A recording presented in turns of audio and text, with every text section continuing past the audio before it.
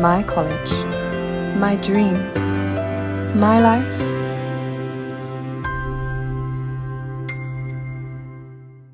학교 클럽보다 학교 밖 액티비티를 더 많이 하는 경우는 어떤가요? 일단 학교 안에서 하는 게 조금 더 선호해요. 왜냐면 학교 안에서 학생들이 더 많은 시간을 일주일 내내 보내기 때문에 학교 클럽 안에서 하면서 이제 그 외에 outside activity를 하는 게 중요하다고 생각해요. 그래서 제가 액티비티 리스트를 만들 때도 커먼 앱에는 학교 안에 in-school activity를 조금 더 prioritize 해서 좀 더 위로 놔요. 거기에 더 시간을 쏟을 확률이 더 높으니까요. 일단 두 번째 질문은 Why did you mention no more than three SATs and ACTs? Why specifically three? 라고 적어주셨어요. 일단은 그거는 보통 기본적인 학교의 뉘앙스인 것 같아요. 사실상 hard 룰은 없어요. 이게 4번 보고 5번 본다 그래서 아이가 안 붙고 이런 건 아니지만 보통은 3번까지 보는 게 이제 학교 측에서는 이 친구가 무작정 계속해서 리얼 테스트를 준비도 안 하고 부딪히지 않는구나 라는 편견인 것 같아요. 점수 같은 부분도 아까 저희가 SAT 같은 경우는 1550점 이상, 뭐 ACT 같은 경우는 34점 이상 이것도 있었잖아요. 이런 것도 헐드 룰이 아니에요. 전반적인 평균이에요. 그래서 SAT도 보통 4번 이상 가면 조금 투아치로 가는 거 아닌가 이런 뉘앙스가 많다는 얘기를 어드미션에서 저희가 많이 들어서 그리고 그 부분에 있어서 사실상 좋게 작용할 것도 없고 해서 3번이라고 말씀드렸습니다. 페이지 잡은 어떤가요?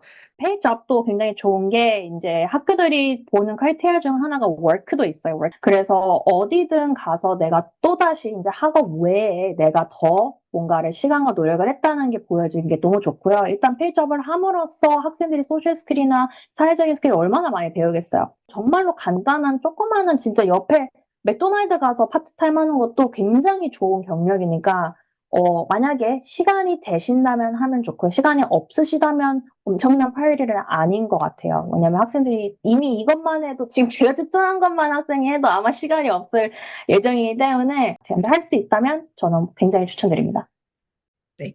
그리고 다음 질문은 이제 메케니컬 엔지니어링 하시는데 세부 전공을 아직 결정하지 못했어요. 이제 관련 서머 캠프 추천해 주실 수 있는가요? 하셨는데 이게 사실 아이가 이제 9학년인지 10학년인지 11학년인지 이것도 또 달라요. 예를 들어서 많은 탑티어 서머 캠프들은 보통 11학년만 받는 데도 있어요.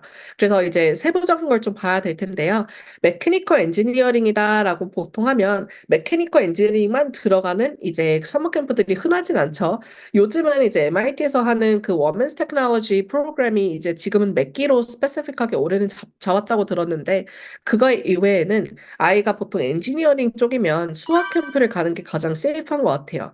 그래서 수학 캠프들 많이 봐주시고 아이가 11학년 있다라고 하면은 컴패리티브한 거 있잖아요. 로스나 프로미스 이런 거를 한번 더 봐주시고 만약에 아이가 9학년이다 10학년이다라고 하면 여전히 그런 캠프를 한번 넣어봐도 되지만 다른 조금 더 미리엄한 서머 캠프가 뭐가 있는지 한번 구글에 쳐보셔도 될 것 같아요.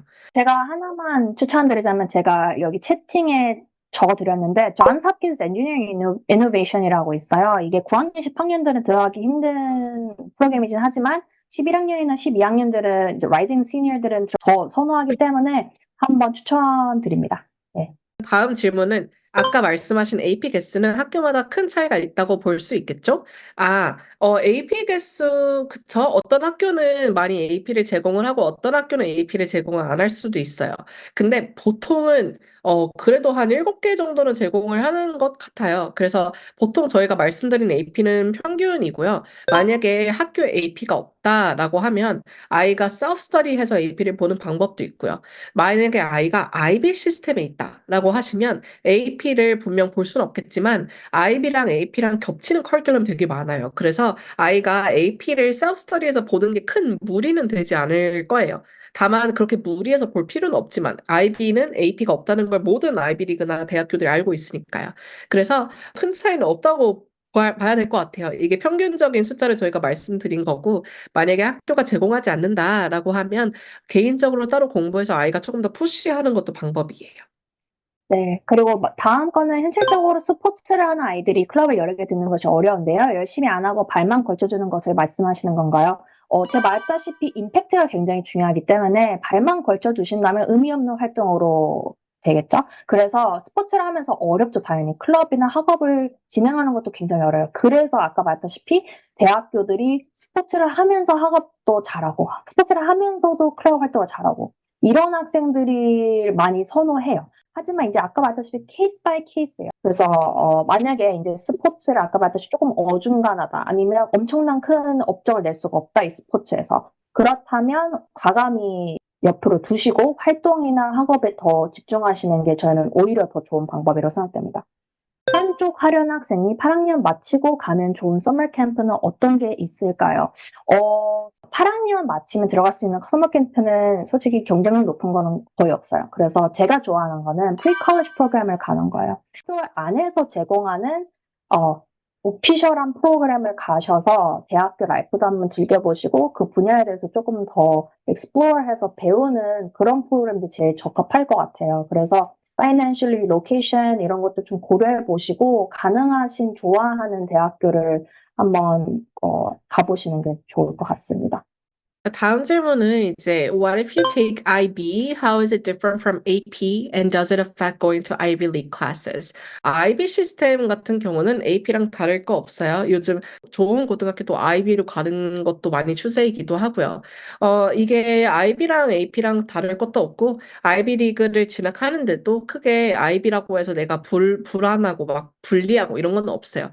다만 IB 시스템 성향상 이제 AP처럼 매년 증명할 수 있는 테스트도 없고 IB 같은 경우는 거의 원서가 다 끝나고 나서 증명을 하는 시스템이에요. 그래서 보통 부모님들이 AP를 조금 더 선호하시고 그리고 AP가 IB보다 조금 더 쉽다는 분들이 많으셔서 그런 이유가 나올 수도 있는데 IB라고 해서 불리하거나 그런 건 하나도 없습니다. 다음 질문 한번 읽어볼게요.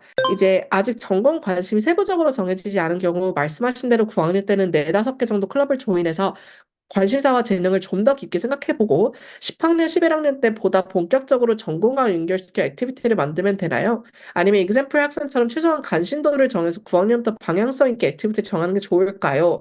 질문 너무 잘 주셨어요. 가장 좋은 방법은 아이가 중학교 때, 왜냐면 고등학교 때부터 진짜 게임 스타트잖아요. 9학년 때 하는 것들이 다 레코드에 들어간단 말이에요. 그래서 아이가 중학교 때까지 정말 이런 거를 최대한 빨리 찾아서 계속 디벨롭을 시켜주시고 고등학교부터 아이가 처음부터 뛰는 게 가장 좋죠. 근데 만약에 그게 모두의 케이스가 아니니 이렇게 질문 주신 대로 9학년 때도 아직도 찾지 못했다면 9학년 때는 찾아보고 10학년 때 시작하는 게 좋고요. 9학년 때 시작하는 게 좋나요? 라고 물어보셨을 때 9학년 때부터 하면 당연히 좋죠. 일찍부터 시작해서 아이가 한 길을 깊이 파는 게 당연히 좋아요. 그래서 이 질문을 주신 어머님께서 만약에 아이가 중학교여서 이런 질문을 주신 거면 지금부터 찾는 게 가장 좋습니다. 그래서 그 아이가 한 길을 제대로 파고 있다는 걸 9학년 때부터 잘 보여주는 게 좋아요. 9학년 때 내가 무조건 뭔지 알고 있는데도 explore 하고 있다 이런 거를 굳이 푸시하는 건 아니에요. 찾지 못했을 때 explore 했다는 뜻인 것 같아요.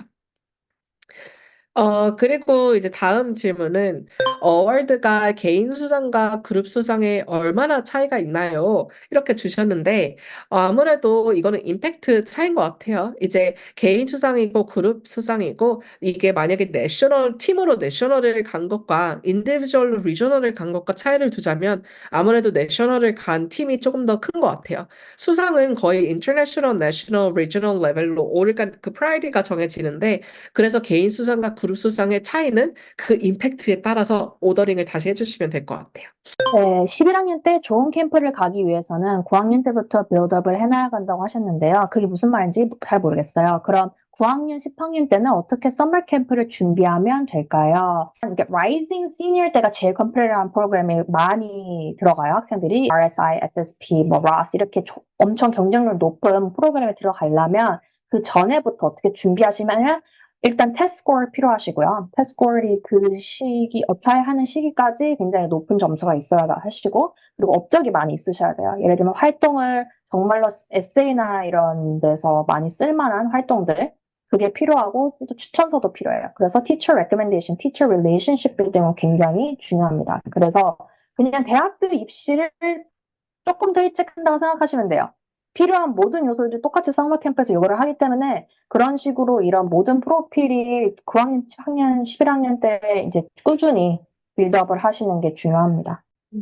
그리고 아까 또, 제가 빌드업이라고 말씀을 드려서 추가적으로 그거 듣고 이렇게 주신 것 같아요.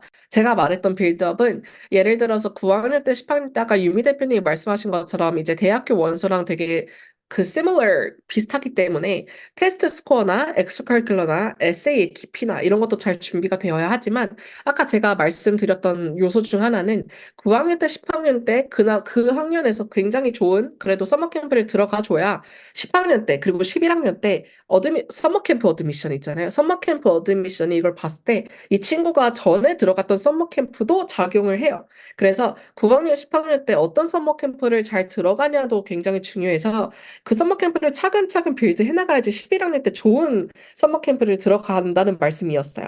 그래서 다른 또 부분은 예를 들어 뭐 프로미스나 이런 탑티어 서머 캠프는 구두로 이제 9학년이나 10학년 때 원서를 넣으면 그 아이의 히스토리가 남는다고 하더라고요. 그래서 그 아이가 이 친구가 예를 들어 프로미스면 이 친구가 9학년 때부터 꾸준히 프로미스를 어플라이 해줬네. 이런 관심이 안 좋게 작용을 할 수가 없대요. 그래서 그런 것들을 9학년 때부터 꾸준히 내가 진짜로 가고 싶은 11학년 때 딱 가고 싶은 그 서머 캠프를 9학년, 10학년 때부터 조금씩 넣으면서 연습하는 것도 굉장히 좋을 것 같아요. 그래서 거기 어드미션께서 이제 히스토리에 좀 남는다고 하시더라고요. 그리고 그걸 본대요. 이 아이가 9학년, 10학년 때 어플라이를 했는지. 뭐 그렇다고 이제 세상에 있는 모든 컴페티티브한 서머 캠프를 9학년 때부터 다 넣는 건 좀 힘들고 한두 개 정해서 그렇게 꾸준히 한번 넣어보는 것도 중요할 것 같고요. 넘어가자면 일단은 튜터를 하거나 악기를 가르치는 활동들은 어떤가요? 다른 활동들과 비교했을 때 어느 정도 의미가 있을까요? 계속 말씀드리는 것 같은데 케이스 바이 케이스예요. 진짜 그 활동에서 어떤 임팩트, 어떤 활동을 했는지가 진짜 달라지고요. 저는 개인적으로 툴을 악기 가르치는 활동들은 너무나도 흔하게 보이는 활동들이어서 거기서 어떻게 스토리를 만들지를 생각하는 게 중요할 것 같아요. 예를 들면 툴을 할 때, 그냥 I taught elementary schools students third grade math. 막 이렇게 하면 너무 디스크립션이 흔하고 대체 그냥 가능한 학생이 되기 때문에 저는 개인적으로 어떻게 튜터를 하는지도 되게 중요한 것 같아요. 어떻게 학생들을 어떤 리서치를 봐서 이렇게 에듀케이션 티칭 스타일이 굉장히 좋다고 하더라. 그래서 내가 얘를 해봤더니 퍼포먼스가 진짜 좋아졌다.